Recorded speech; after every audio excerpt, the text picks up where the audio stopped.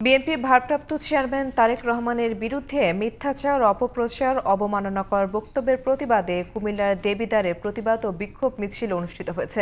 বুধবার বিকেলে দেবিদ্বার উপজেলার রুবেল চত্বর এলাকায় বিক্ষোভ মিছিলের নেতৃত্ব দেন কুমিল্লা উত্তর জেলা বিএনপির যুগ্ম সাধারণ সম্পাদক ব্যারিস্টার রিজভী উল আহসান মুন্সী।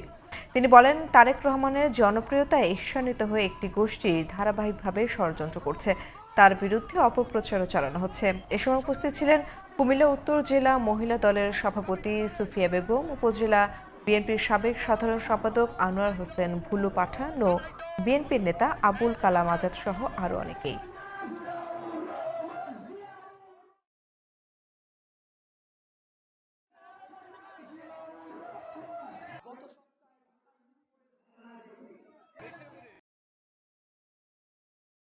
একটি কুচক্রী মহল, যেখানে কিছু বামপন্থী ইসলামী দল রয়েছে, তার সাথে একটি নবগঠিত শিশু দল রয়েছে। তারা বিভিন্ন রকমের ষড়যন্ত্র চালাচ্ছে, অপপ্রচার চালাচ্ছে, মিথ্যাচার চালাচ্ছে। বিএনপি তথা তারেক রহমান সাহেবকে